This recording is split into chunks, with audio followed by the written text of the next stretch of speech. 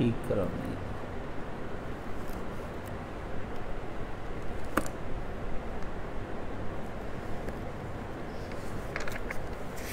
नहमदुहु व नसल्ली अला रसूलिहिल करीम, अम्मा बाद फ़ाऊज़ु बिल्लाहि मिनश शैतानिर रजीम, बिस्मिल्लाहिर रहमानिर रहीम। अल्लाह का फ़ज़ल है कि सूरह माइदा तक जो है अल्लाह पाक ने तफसीर बयान करवा दी और उसके बाद हम अब आज सूरह अल-अनाम इसमें दाखिल हो रहे हैं।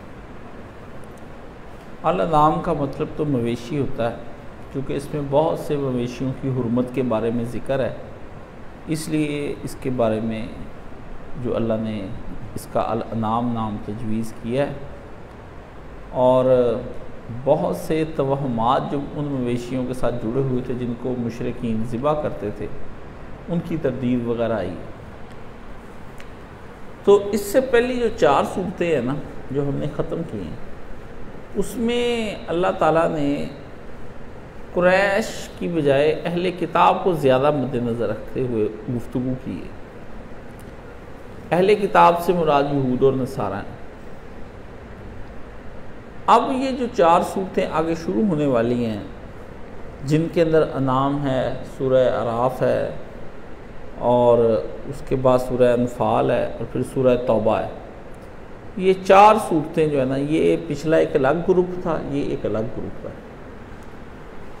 तो इन सूरतों के अंदर अब ये चीज़ सबसे ज़्यादा अहम है कि पिछली सूरतों के अंदर जो मवाद था उसमें अहले किताब का ज़िक्र अल्लाह ने किया है ज़्यादा, कहीं कहीं ज़िम्नन इन कुरैश का भी आया लेकिन ज़्यादा उनका ज़िक्र किया। और उसमें अहले किताब से मुतल्लक जो चीज़ें थीं उनको डिस्कस किया अल्लाह ताला ने, ठीक है। जैसे किबला बैतुल मुक़द्दस को वो उनकी किताबों में लिखा हुआ, फिर हज़रत ईसा अलैहिस्सलाम को जो खुदा बनाया हुआ था उन्होंने, और वो जो तौरात और ज़बूर इंजील को बदल गए थे, यानी इस तरह की बातें अल्लाह पाक ने उनके साथ की हैं।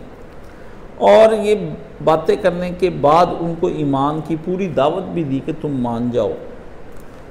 लेकिन जब उन्होंने नहीं माना तो अल्लाह ने उसमें उनमें कहा कि मैं तुमको फिर जो है ना दुनिया की अमामत से माज़ूल करता हूँ और इन मुसलमानों को दुनिया की अमामत पर खड़ा करता हूँ कि अब दुनिया को ये लीड करेंगे, ये रहनुमा होंगे दुनिया के, ये मेरे बंदों को अपनी तरफ दीन की तरफ बुलाएंगे।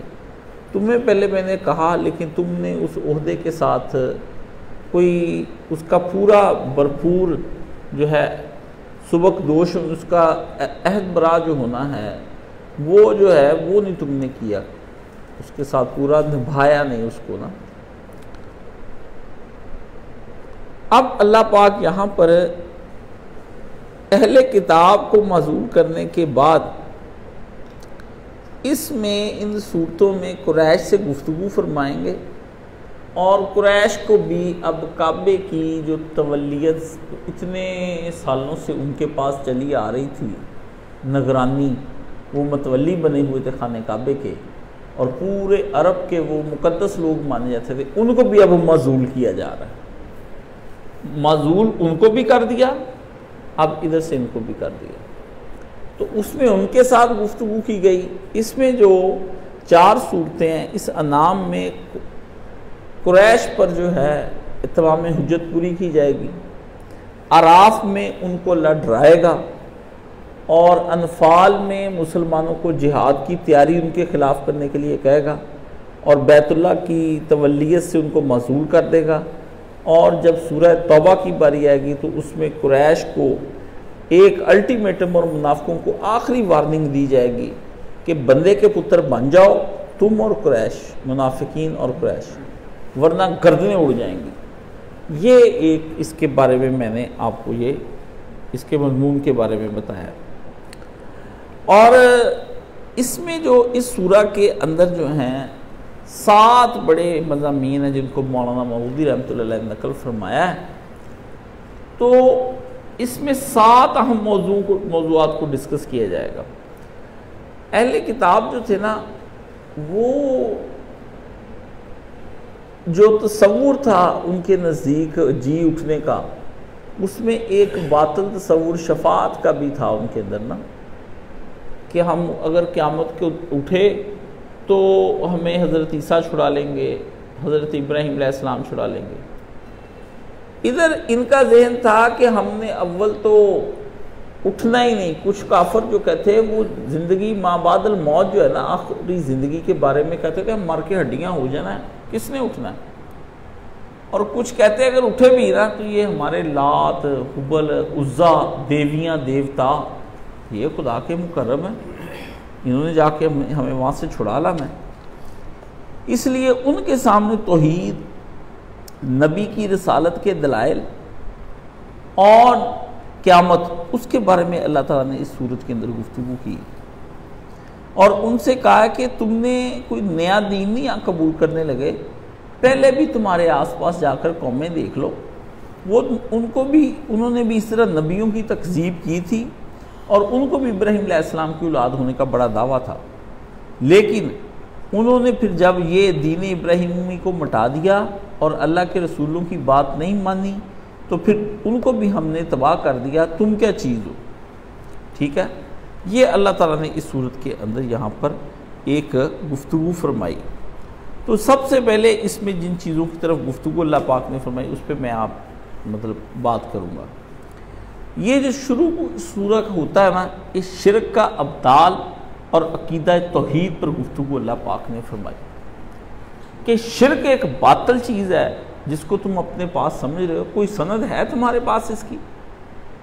हाँ जी, कि अल्लाह ने कब तुम्हें कहा कि ज़मीन और आसमान को बनाने में उसके कोई शरीक था और तौहीद की तरफ दावत दी।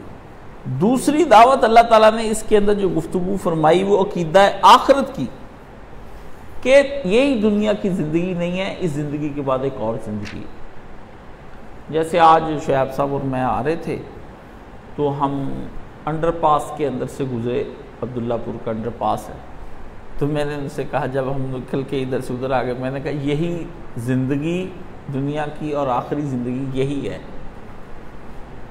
कि हमने इधर मरना है, उधर हमने निकल आना है। अंडरपास से गुजरे, लगता है कि मौत कोई बहुत बड़ी चीज़ है, कोई आपने मर के मिट्टी नहीं हो जाना, इधर डूबे उधर निकले। आपने इस तरह अंडरपास से गुजरना है। ये कितनी की देर का मैंने कहा अंडरपास था, चंद सेकंड ही लगे होंगे, तो चंद सेकंड भी ज़्यादा है जब आपने मर के दूसरी तरफ निकल जाना है। और अगर आप बुरे हुए तो जहन्नुम में आपका इंतज़ार कर रही है, आगे खड्डा है आग का भरा हुआ, आपकी गाड़ी सीधी उसके अंदर। अगर आपने निकले तो जब आपने जाकर देखा तो आगे नेक हुई तो आगे जन्नत के नज़ारे आपने देख के हैरान रह जाना। चाइना में उन्होंने 2 इलाके दरियाफ्त किए हैं, तो दोनों इलाके जो है वो बड़े अजीब तर्ज के उन्होंने पहाड़ों के अंदर 2 इलाके, एक में कश्ती में बैठ के जाना पड़ता है और एक इलाका वो लोग देख सकते हैं जिन लोगों को तैरना आता है, गोता लगाना आता है।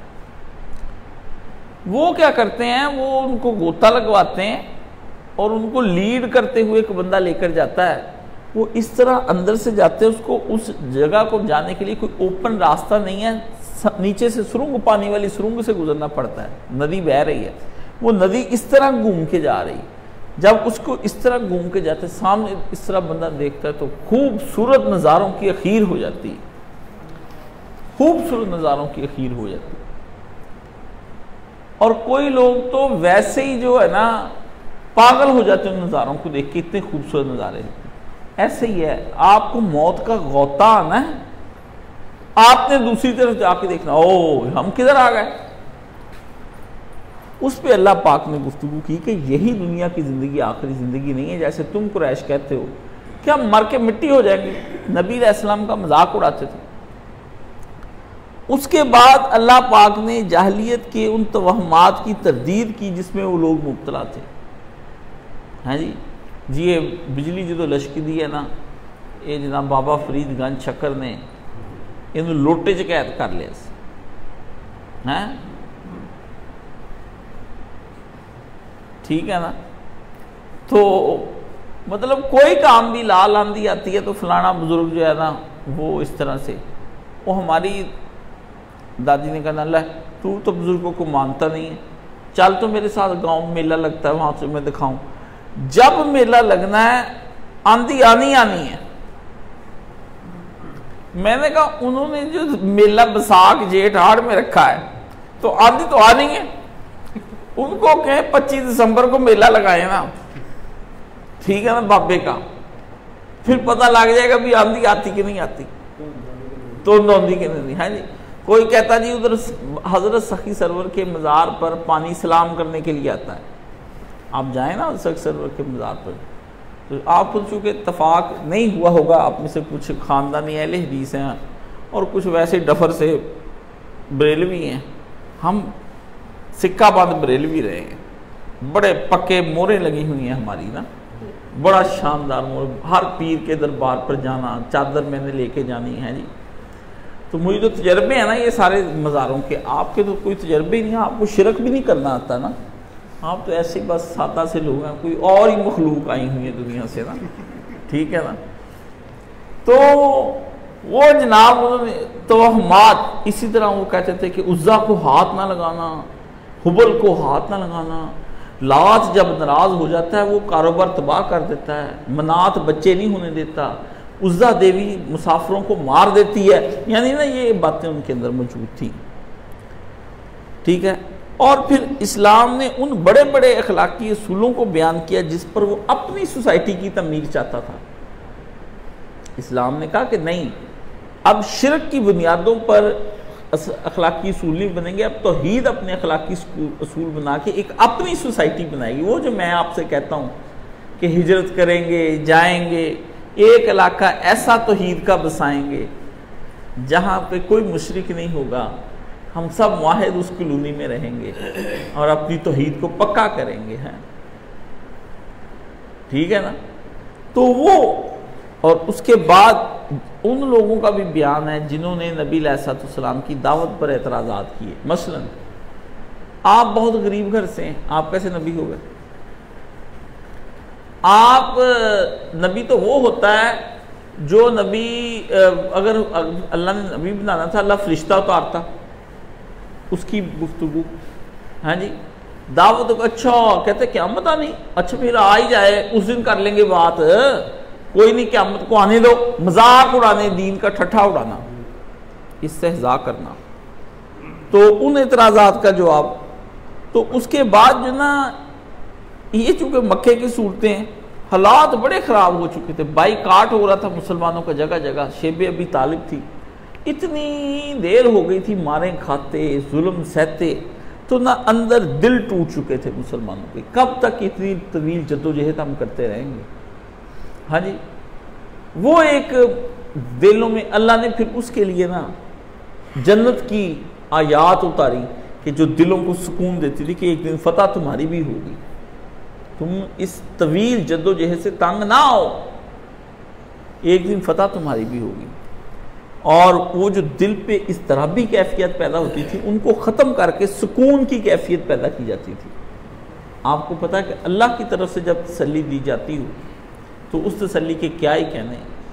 आप जब यहाँ मेरे पास बैठते हैं तो जब जन्नत का जिक्र और अल्लाह का बयान होता है तो कितने गम हैं जो भूल जाते हैं, कितने गम हैं जो भूल जाते हैं, कितने ज़िंदगी में नुकसान हुए होते हैं वो ख़त्म हो जाते हैं। बंदा कहता है अच्छा मरने के बाद ये ज़िंदगी, शुगर ख़त्म हो गई, हैं जी अशरफ साहब, वहाँ आपकी मिसिज़ आपका इंतज़ार कर रही 2 हूरों समेत, अशरफ दोबारा हर जुमे नवा सोना ही सोना सोना हूँ तक क्लीन शेव हो तो होर सोना दाढ़ी वाला है जी, और फल खा रहा है जी अशरफ, आजकल आम नहीं खा सकता गरीब, खजूर नहीं खा सकता, वहाँ दूध और शहद की नहरें, शहद की नहर से पता चलता है भी शुगर नहीं होनी किसी बंदे को वहाँ, ऐसे ही है।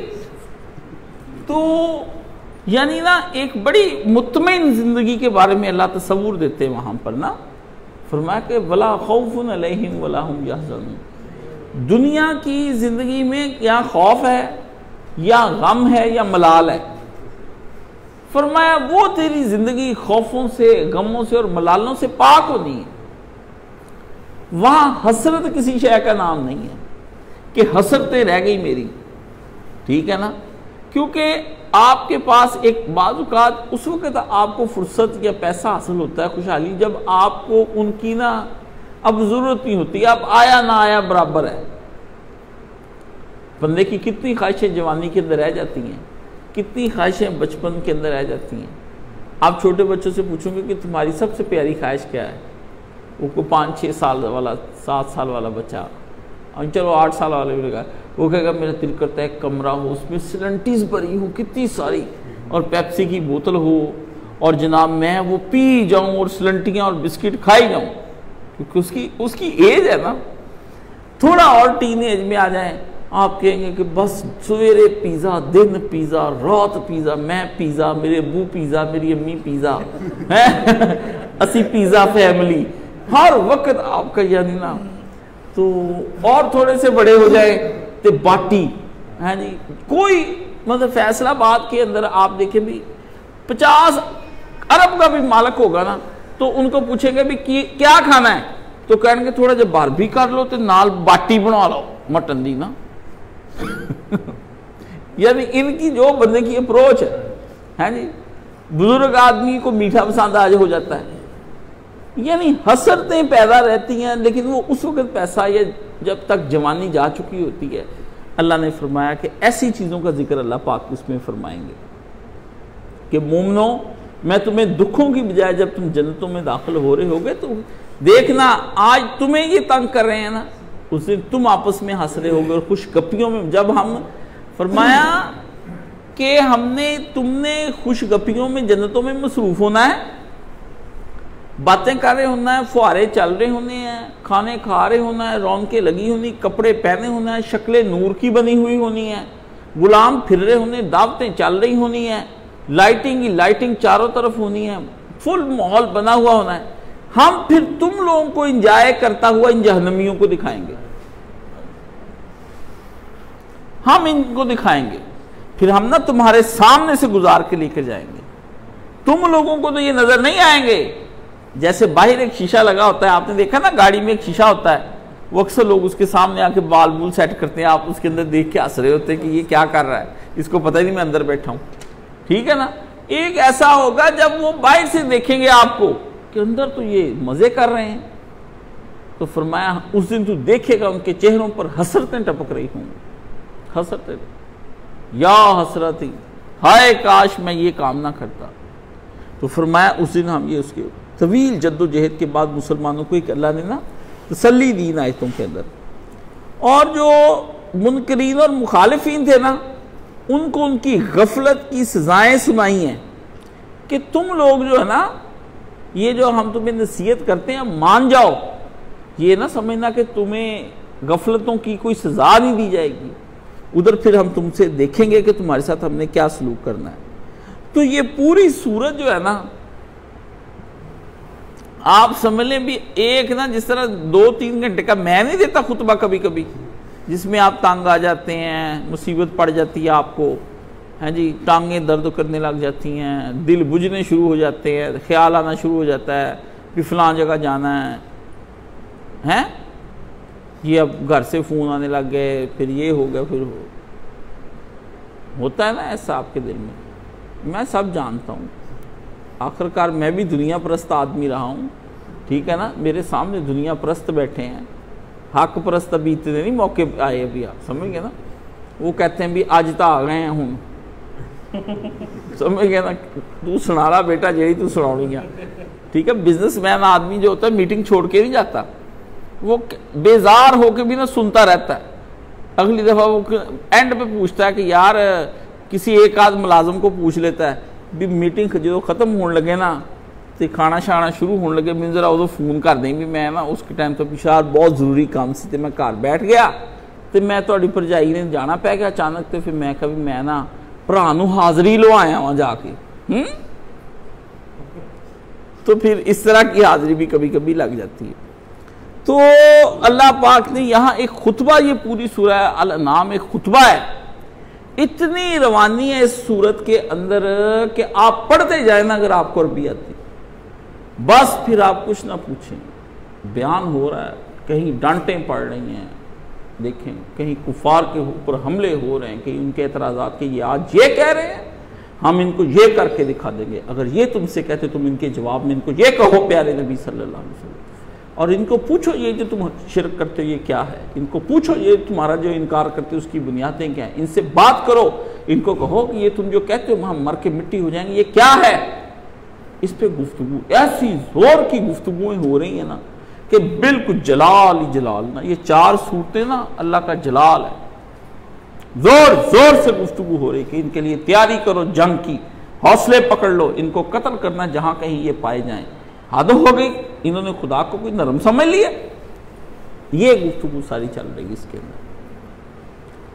तो मैंने ये थोड़ा सा एक अजमाली खाका आपके सामने रखा है कि उस वक्त जो मुसलमानों के साथ हो रही थी, हर तरफ से मुसलमान कहीं हबशा जा रहे हैं बेचारे तंग आके, कहीं माशी मुकाते हो रहे हैं, कहीं हज़रत अबू तालब की वफ़ात हो रही है, कहीं बीबी खदीजा फौत हो रही हैं, कहीं हज़रत सुमैया शहीद हो गई हैं, कहीं हज़रत यासर शहीद हो गए हैं, कहीं बिलाल पे सख्तियाँ चढ़ाइयाँ हो रही हैं, कहीं सुहैब रूमी के ऊपर सख्तियाँ हो रही हैं, कहीं खुबाब को कोयलों पे लटाया जा रहा है, कोई मक्के मदीने में घसीटे जा रहे हैं। मक्का शरीफ जो है ये तो आप देखें, मैं तो जब मक्के की गलियों में देखता हूँ ना, जाता हूँ तो लोग मुझे लेकर जाते हैं, ये गलियाँ हैं, तो मैं देखता हूँ, मैं कहा इधर ही बिलाल घसीटे गए हैं, इधर ही सुमैया मार दी गई हैं, और इधर खबाब को कोयलों पे लटाया है। आज ये गलियां, ये बाजार, इस बड़े बड़े महल बने हुए हैं, और इनके दरमियान में जब आज के दौर में हमारा खड़ा होना मुश्किल है, तो उन लोगों को जब पहाड़ों के तपते उन पहाड़ों पर और पत्थरों पर लटाया जाता होगा धूप में, और कई कई दिन पानी, और हजरत बिलाल के सीने के ऊपर पत्थर रख देना भारी के हिल, बिलाल ने प्यास से कहना आहद आहद कुल वल्लाहु अहद, अल्लाह अहद भी ना निकले, अल्लाह भी ना कहा जाए, अकेला ही आहद आहद एक ही है। मैं कहता हूँ हाँ वो एक ही है। ऐसे मर्तबे पा लिए उन लोगों ने, पा लिए। तो ये सूरा जो है ना, अब की बात जो है ना बड़ी कुरैश के साथ, क्योंकि नबी का डायरेक्ट वास्ता रहा है, तो उन्होंने फिर नबी अलैहिस्सलाम पर जो जो हमले किए हैं वो इनके ऊपर किए। तो आज हम इसका थोड़ा सा तर्जुमा पढ़ेंगे और उसके बाद उस पर इंशाअल्लाह करेंगे। औज़ु बिल्लाहि मिनश शैतानिर रजीम। आप भी सारे ना, जब मैं कुरान भी पढ़ूँ इधर महफिल में आते हैं तो सबसे पहले औज़ु बिल्लाहि मिनश शैतानिर रजीम आते ही, क्योंकि कुरान का पहला हक अल्लाह ने बताया कि बैठते ही के फस्तइज़ बिल्लाह, अल्लाह से तुम उसी वक्त पढ़ने के बाद शैतान ने तुम्हारे बड़े दिमाग ख़राब करने। जिस तरह कुरैश कुरान मजीद ही सुनते थे और कुरान मजीद से कुरान मजीद का मजाक उड़ाने वाली बातें निकाल लेते थे। हदायत की बात अल्लाह ने फरमाया क्यों नहीं उनको समझ आई, क्योंकि शैतान उनके ऊपर बैठा हुआ था, हुक्मरानी कर रहा था। इसलिए अल्लाह ने कहा इस कुरान मजीद को जब काफिरों ने सुना, उन्होंने नहीं माना, शैतान ने उनको गुमराह कर दिया, इसमें ऐसे ऐसे सवाल पैदा कर दिए, कुछ आके आप लोगों को इसके ऊपर। तो ये असल चीज़ है। अल्हम्दुलिल्लाह बिस्मिल्लाहिर्रहमानिर्रहीम। अल्लाहु अकबर। तारीफ़ अल्लाह के लिए है जिसने ज़मीन और आसमान बनाए, रोशनी और तारीकियाँ पैदा की। फिर भी वो लोग जिन्होंने दावत हक़ को मानने से इनकार कर दिया है, दूसरों को अपने रब का हमसा ठहरा रहे हैं। जिसने तुमको मिट्टी से पैदा किया, फिर तुम्हारे लिए ज़िंदगी की एक मुद्दत मुकर्रर कर दी, यानी मौत, और फिर एक और दूसरी मुद्दत भी है जो उसके यहाँ तयशुदा है, यानी क़यामत। 2 मुद्दतें तय की, मगर तुम लोग हो कि शक में पड़े हुए हो। वही एक खुदा आसमानों में भी है और ज़मीन में भी, वो तुम्हारे सारे ज़ाहरी हालात और तुम्हारे सारे बातनी हालात जानता है। तुम जो कोई भी बुराई करते हो या जो कोई भी नेकी कमाते हो, अल्लाह उससे खूब वाकिफ़ है। और लोगों का हाल ये है कि उनके रब की निशानियों में से कोई निशानी ऐसी नहीं जो उनके सामने ना आ चुकी हो, मगर उन्होंने उससे अपना मुंह मोड़ लिया है। चुनाचे अब जो हक उनके पास आया है उसे भी उन्होंने जुटलाया। हक कुरान को कहा, फरमाया अच्छा जिस चीज़ का वो अब तक मजाक उड़ाते रहे हैं अनकरीब उसके मुतल्लिक भी उनको खबरें पहुंच जाएंगी। क्या उन्होंने नहीं देखा कि उनसे पहले कितनी ऐसी कौमों को हम हलाक कर चुके हैं जिनका अपने ज़माने में दौर दौरा रहा है। उनको हमने ज़मीन में इक़्तिदार बख्शा था जो तुम्हें भी नहीं आज तक बख्शा। उन पर भी हमने अपनी रहमत की खूब आसमान से बारिशें बरसाई थीं और उनके नीचे भी हमने अपनी नहरें बहा दी थीं। मगर जब उन्होंने हमारी नेमतों का न शुक्री की, नबियों को जुटलाया, तो फिर हमने उनके गुनाहों की पादाश में उनको बर्बाद करके रख दिया और उनकी जगह हम दूसरी कौमों को हमने उठा दिया। देखिए शुरू ही कहाँ से अल्लाह पाक ने यहाँ से की है। तो ये आज की आयतों का हमने कर लिया है। इंशाअल्लाह अज़ीज़ कल फिर हम इसकी शरह शुरू करेंगे। अल्लाह ताला हमारी इस इब्तिदा को कबूल व मंजूर फरमाए और हमें पूरे कुरान मजीद का तर्जमा करने की तौफीक अता फरमाए और हमें अल्लाह ताला इस कुरान से मोहब्बत करने वाला बनाए। और इस रमज़ान में एक बात आपको मैंने बतानी है, ये औलिया अल्लाह का और अल्लाह के वलियों का ये एक तजर्बा है। वो मैंने इसलिए आपको बयान कर दिया कि ताकि आप लोग ना संभल जाए। वो कहते हैं ख़ुसूसन हुफ़ाज़ को तो ये समझ लेना चाहिए। उनका कहना है कि जिस आदमी को दीन का पता है और कुरान मजीद उसने पढ़ा हुआ है, अगर वो पूरे रमज़ान में एक दफ़ा पूरे कुरान की तिलावत नहीं ना ख़त्म करता तो फिर पूरा साल उसको तौफीक नहीं अल्लाह ताला देता।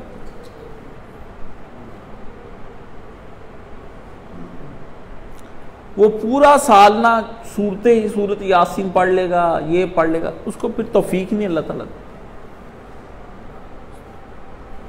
वो फिर कुरान को हाथ नहीं लगाता वो आदमी। इसलिए मैंने ये मेरे जहन में ना जुमे के दिन ये बात थी, मैं भूल गया बयान करते, क्योंकि हज़ारों बातें जहन में होती हैं। तो मेरे जहन में ये आया कि मैं ना ये बात आप लोगों तक पहुंचा दूँ। और ये तजर्बे में है, मैंने खुद भी इसका तजर्बा करके देखा है। समझ गए? जब तक आदमी इस रमज़ान का और कुरान का आपस में बड़ा गहरा ताल्लुक़ है, बल्कि कुरान और रमज़ान ये दो ही चीज़ें हैं। अगर आपने अभी तक कुरान मजीद शुरू नहीं किया तो आप कुरान मजीद शुरू कर लें, ठीक है। अल्लाह से दुआ करके बरकत मांग लें कि या अल्लाह 12 दिन है, मैं चाहता हूँ कि इसके अंदर 12 दिनों में तो मेरा कुरान मजीद पूरा करवा दें। अल्लाह आपने करवाना है, देख लें, अल्लाह से मिन्नतें कर लें तहज्जुदों में, सजदों में पढ़ के ना कि मेरा कुरान मजीद पूरा करा दें। गलती होगी, मुझे आज काश साहब ने बताया, मुझे तंबीह की, मेरी तवज्जो कराई है उन्होंने, तो मैंने तो बड़ी ज़्यादती की है, मैं कुरान मजीद को ख़त्म नहीं किया। तो आप लोग ना एक दफ़ा कुरान मजीद पूरा ज़रूर ख़त्म करें और कोई मुश्किल बात नहीं है। मतलब कोई आदमी मुझे बताए जो समझता है कि वो सबसे आहिस्ता आहिस्ता कुरान पढ़ता है, कोई हाथ उठाए तो अपना टाइम बताए कितने मिनट में कुरान ख़त्म कर लेता है, अब सपारा ख़त्म कर लेता है। 2 घंटे लगते हैं एक सपारा ख़त्म कर देने। अच्छा चलो माशाल्लाह, चलो, लेकिन आप अपना करें, 2 घंटे सुबह, 2 दोपहर, 2 शाम दें, 10 दिनों में आपका कुरान मजीद पूरा हो जाएगा। 3-3 सपारे आपके हो जाएंगे। टाइम दें, फिर आप इसकी बरकतें माली तौर पे भी देखेंगे, जिस्मानी तौर पे भी देखेंगे। कितने? 20 पढ़ लिए माशाल्लाह, अल्लाह आपका कबूल फरमाए। 12 पढ़े, तबीयत की गड़बड़ है, लेकिन आप इसको ना कोशिश करके ना 1 सपारा सुबह और 1 शाम, और नहीं उस पर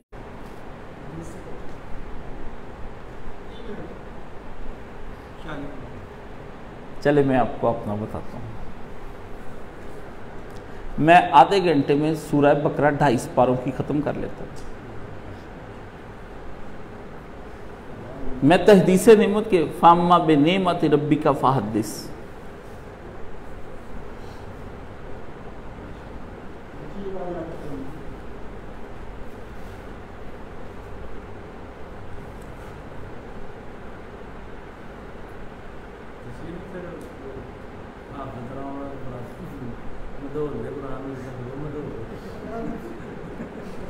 मैं इतना अच्छा पढ़ता हूँ, मुझे पता चल रहा होता है, मुझे अटक भी जाता हूँ कि यहाँ मैंने ला पढ़ना था, ली पढ़ दिया, क्योंकि वो हम ना वो अराब वाली अरबी भी पढ़ते हैं ना बगैर के, तो अपने भी कभी कभी दरमियान में इज्तिहाद आ जाता है तो उस वजह से ला ली हो जाता है पढ़ते वक्त ना, तो बड़ा बेहतरीन पढ़ते हैं। बस हुआ क्या, मैं आपको बताता हूँ। मैं जब 12 साल का था ना, मैंने पहला एतकाफ़ किया। एतकाफ़ मैंने इस नीयत से किया, मौलाना साहब के पास आया, मौलाना साहब ने कहा कि बग़ैर तर्जमे के कुरान ज़िंदगी कुछ नहीं है। तो मैंने कहा कि इंशाअल्लाह ताला ना मैंने ये एतकाफ़ में पूरा कुरान मजीद तर्जमे के साथ पढ़ना है। अल्लाह ताला ने मुझे तौफ़ीक दी, मैंने पढ़ लिया।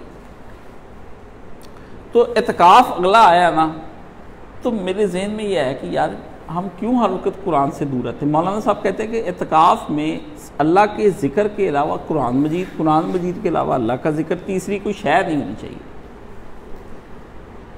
तो एक दफ़ा ना मतलब ना मैं असर के वक़्त ना कुरान मजीद मिंबर के पास बैठा ही पढ़ रहा था, तो मेरे पे बड़ी कैफियत सी तारी हुई। तो मैंने अल्लाह से दुआ की, मैंने कहा अल्लाह आपने मुझे हाफ़िज़ कुरान तो बनाया नहीं, बावजूद कि मेरी इंसानी कोशिश में बड़ी शामिल थी, और आज भी मुझे अल्लाह ताला कहना कि एक तरफ सारी दुनिया है और एक तरफ हिफ्ज़ कुरान है, बोल तू इन दोनों में से क्या लेना है। तो मैं अल्लाह से पहले कहूँ कि अल्लाह तो मुझे पहले हिफ्ज़ कुरान ही दे दे।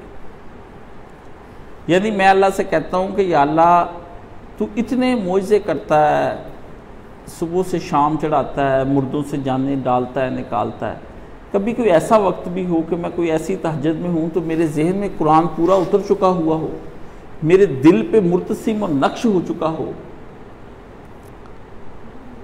एक अल्लाह के वली ऐसे भी हैं, वो कुरान मजीद वो बगैर ना कुरान मजीद पढ़ते रहते हैं, उनको याद नहीं है। अल्लाह अल्लाह आपको मैं उस बंदे को है अभी ज़िंदा है, जब वो कुरान पाक पढ़ रहे होते हैं ना बैठे, तो वो इस तरह अपना हाथ देखते जाते, कुरान जी पढ़ते जाते, पढ़ाते पढ़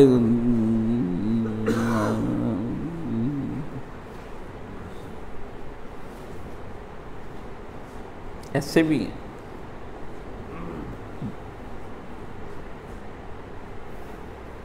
मैं अक्सर उनसे अपनी आखिरत की दुआ कराने के लिए उनके पास जाता हूँ।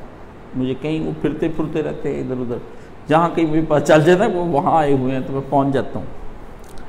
तो अल्लाह से दुआ की है, तो अल्लाह से दुआ करें कि अल्लाह आपकी ज़ुबान पर कुरान मजीद जारी फरमा दे, जारी फरमा दे। ये अल्लाह से दुआ करनी है इस शब कदर की रातों के अंदर। आपने मैंने ये दर्स इसलिए ख़त्म किया है कि अब वो रातें आने वाली हैं कि उन रातों के बाद अगर मौत हो गई ना, रमज़ान के बाद हम मर गए, तो ये लास्ट चांस है बख्शिश कराने का, ये लास्ट चांस है। आखिरी दिन आ गए हैं, अब 5-6 रातें रह गई हैं, और मैं उसके वारे वारे जाऊं, उसने शुक्र करो। ये नहीं कहा कि तुम जुफ्त रातों में भी जागो, इतना हमारा ख्याल रखा भी एक रात जागी तो एक रात सोवी, एक जागी तो एक सोवी। समझ आ गई है? तो मैं आज ना एक पढ़ रहा था शब कदर के बारे में, तो मैंने कहा अल्लाह मुझे कुछ समझा इसके बारे में भी, ये क्या है शब कदर ना। तो जुम्मा तो आपने सुन लिया कि उसमें शब कदर का क्या है। तो आपने इन रातों के अंदर कुरान मजीद की कसरत रखनी है। इंशाअल्लाह 29वीं रात के आने से पहले पहले अल्लाह आपका कुरान मजीद ज़रूर ख़त्म करा देंगे। आप और कहें कि या अल्लाह करा दे, गफलतें बंद कर दें। 6 बजे के बाद लॉकडाउन अल्लाह की तरफ से लग गया है, तेरे मैं वारे वारे जावा, तो दब के भेज करोना, इन्हां दी ऐसी दी तैसी, सानू लाई ना उंज वैसे भेज दे, इन्हां नूं डराई रख। फौजां ऐ फिर रही ना, कर रहे ना शहर दे विच बंदूकां लैके, सारे बंदे जिहड़े कहंदे भी पता नहीं दो किते चंडा भी पै जांदियां, फड़ के लै गए रुबाब कलैक्शन वाले नूं, है जी। वो 2-4 बंदे मार के मतलब हुंदा भी तेनों भी उसी लै जाना, ठीक है ना। तो आप जो है ना इसमें अपना कुरान मजीद ख़त्म करने का सोचें। क्या आप सोचें कि अल्लाह ने बड़ा नादर मौका दिया है। तो सारे भाई अब अहद कर लें, हाथ एक कुरान मजीद पूरे की तिलावत करना नसीब फरमा और उसका ख़त्म शरीफ 29वीं रमज़ान तक पूरा फरमा दे। अल्लाह तुझसे मदद मांगते हैं, हमें मदद अता फरमा। रब्बे आ इन्नी अला ज़िक्रे का व शुक्रे का व हुस्न अमल। या अल्लाह तुझसे मदद मांगते तेरा जिक्र करने पर, तुझसे मदद मांगते तेरा शुक्र अदा करने पर, और तुझसे मदद मांगते हैं तेरी अच्छी अच्छी प्यारी प्यारी इबादत करने पर। या अल्लाह लैलतुल कदर मांगते हैं, हमें लैलतुल कदर अता फरमा।